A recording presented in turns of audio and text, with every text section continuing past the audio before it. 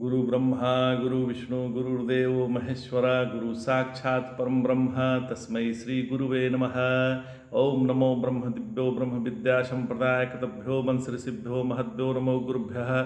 शरो पल्लव रहित प्रज्ञानघनः प्रगद्धो ब्रह्मेवामस्मि। ओम नारायणं पद्मं वशिष्यं शक्तिं च तत्पुत्रं पराशरं च व्यासं सुखं गौड़पदं महान्तं गोविन्दमथासि शिष्यं श्री शंकराचार्य मथास्पदपादं च हस्तामलकं शिष्यं तं तोटकं वर्तिकानस्तु गुरुसन्ततो मानतोऽस्मि।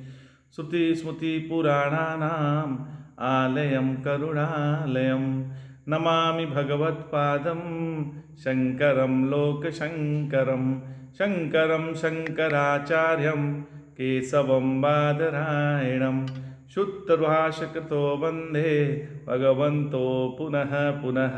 ईश्वरो गुरुरात्मेति मूर्तिभेदविभागिने व्योमवप्ताय देहाय दक्षिणामूर्तये नमः। ओम श्री गुरुभ्यो नमः। ओम श्री परमात्मने नमः। हम लोग गीता के 11वें अध्याय का अध्ययन कर रहे हैं। नारायण, क्या कभी हमको अपने आदि का अनुभूति हुआ है? किसी को अपने जन्म का अनुभव नहीं है महाराज। मतलब आदि की किसी को जानकारी नहीं है, किसी को भी अपने परिवर्तन का अनुभव नहीं है। इसका मतलब हुआ कब बचपन से जवानी आ गई, इसका भी अनुभव किसी को ठीक ठाक नहीं है। कब धीरे धीरे बुढ़ापा आ गया, उसका भी अनुभव नहीं होता है। जब कोई दादा कहता है तो हम सोचने लगते हैं कि कब हम बूढ़े हो गए। किसी को अपने मृत्यु का अनुभव नहीं है महाराज, मतलब अंत का अनुभव नहीं है। और किसी को अपने अभाव का भी अनुभव नहीं है। किसी भी व्यक्ति को अपने अभाव का कभी भी अनुभव नहीं होता। एक एक शब्द जो है भगवत गीता का, उसको हमें अपने स्वरूप में बैठा देना है। लेकिन जो भगवत गीता में शब्द कहे गए हैं उसका अर्थ ज्ञात होना चाहिए। जब तक परमात्मा को हम आत्म रूप से स्वीकार नहीं करेंगे, आत्म रूप से पहचानेंगे नहीं, तब तक परमात्मा की अनुभूति असंभव है। विश्वतो मुखम, भगवान कह रहे हैं विश्वतो मुखम, इसका मतलब विश्व के सारे मुख उसी के हैं। कोई ऐसा मुख नहीं जो परमात्मा का न हो। ये कल्पना मत करिएगा कि उसके चारों तरफ मुख है, ऐसा उसका अर्थ नहीं है। उसका अर्थ है सभी मुख वही है। एक सेठ जी थे, उनका एक नित्य का नियम था। क्या था? तो किसी अतिथि को खाना खिलाए बिना भोजन नहीं करते थे। ऐसा उनका रोज का नियम था। प्रत्येक दिन कोई न कोई आ जाता था, फिर उसको खिला देते थे, तब वो खाना खाते थे। एक दिन कोई आया ही नहीं तो भूखे सोना पड़ा। फिर दूसरे दिन भी ऐसा ही हो गया। फिर रात को उनको बहुत तेज भूख लगी।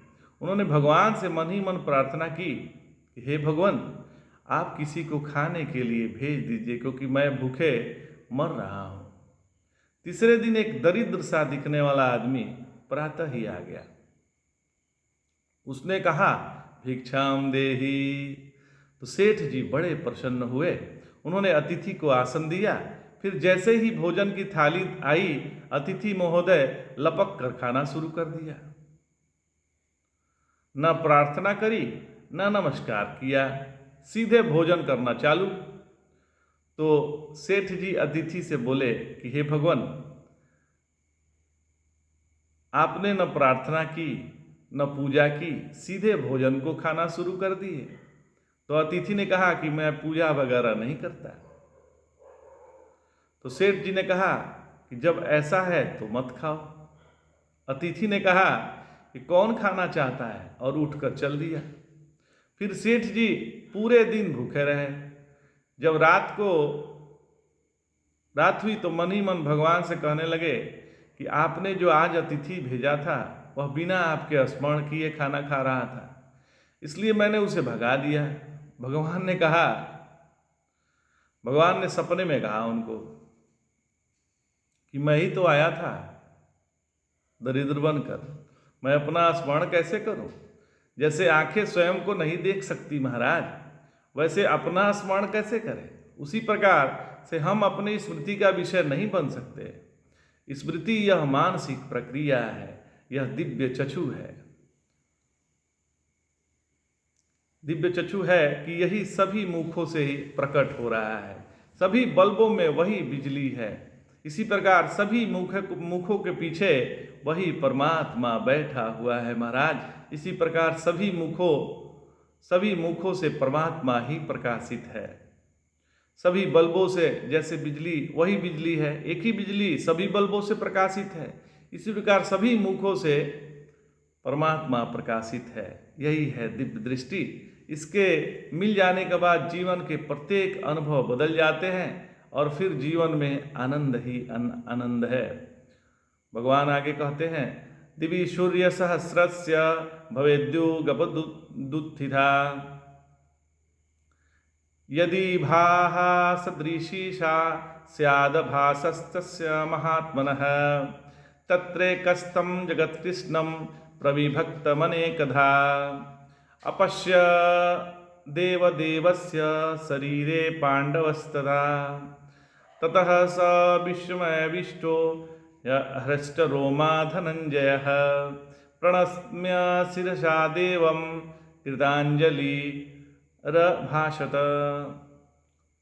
अर्थात आकाश में सहस्रों सूर्यों से प्रकट हुआ जो प्रकाश हो वह भले ही उन परम पुरुष के प्रकाश के समान हो सके। तब अर्जुन ने देवादिदेव भगवान के शरीर में एक ही जगह अनेक प्रकार से विभक्त संपूर्ण संसार को देखा। तब विस्मय से भर जाने के कारण रोमांचित होकर अर्जुन ने सिर झुकाकर भगवान को प्रणाम किया और हाथ जोड़कर कहने लगा। तो ये प्रसंग हम अगले एपिसोड में सुनाएंगे। आज इतना ही। जय जय शंकर, हर हर शंकर।